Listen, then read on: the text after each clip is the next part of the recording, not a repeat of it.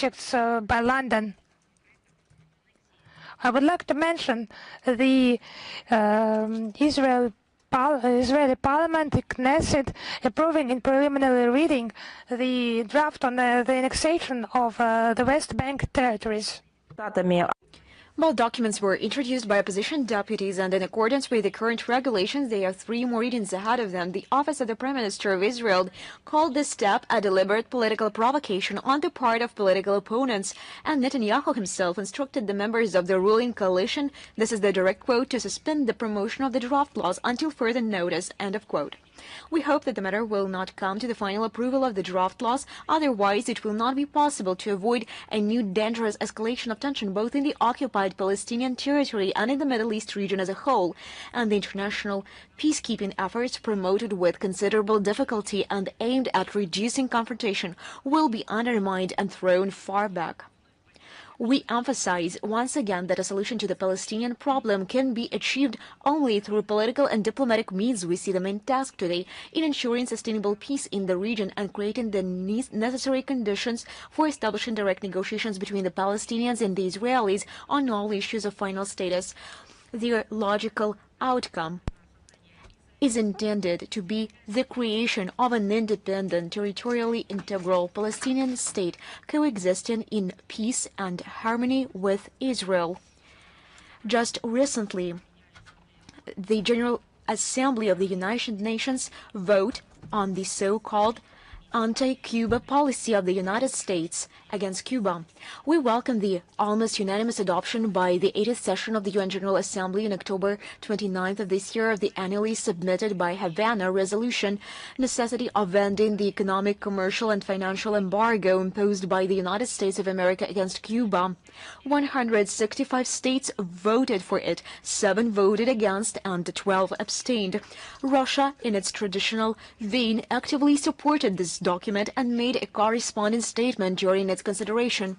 The adoption of this resolution once again demonstrated the decisive condemnation by practically the entire world community of Washington's unilateral restrictive measures against Havana, which grossly violate the fundamental principles and norms of international law and prevent Cuba's full participation in international and regional cooperation, and also encroach on the inalienable right of Cuban citizens to a dignified life. The American blockade of the Island of Freedom as a long-standing sanctions war unleashed by the United States against Cuba to achieve its main goal, the overthrow of the government it dislikes, and is a vivid example of treacherous interference in the internal affairs of an independent state. It is no secret to anyone that these illegal unilateral restrictive measures are designed, among other things, to intimidate other states that would like to develop mutually beneficial cooperation with Cuba. The economy of the island is suffering colossal losses from the American embargo from March 2024 to February 2025. The damage caused to it by the blockade increased by 49% compared to the previous similar period and amounted to more than $7.5 billion US, exceeding the huge damage caused to the country in 2023 by $2.5 billion US. The total losses for the entire history of the embargo have reached more than $170 billion US. If not for the blockade, Cuba's GDP could have grown in 2024-2025 by 9.2%, which is one of the highest growth rates in the Western Hemisphere.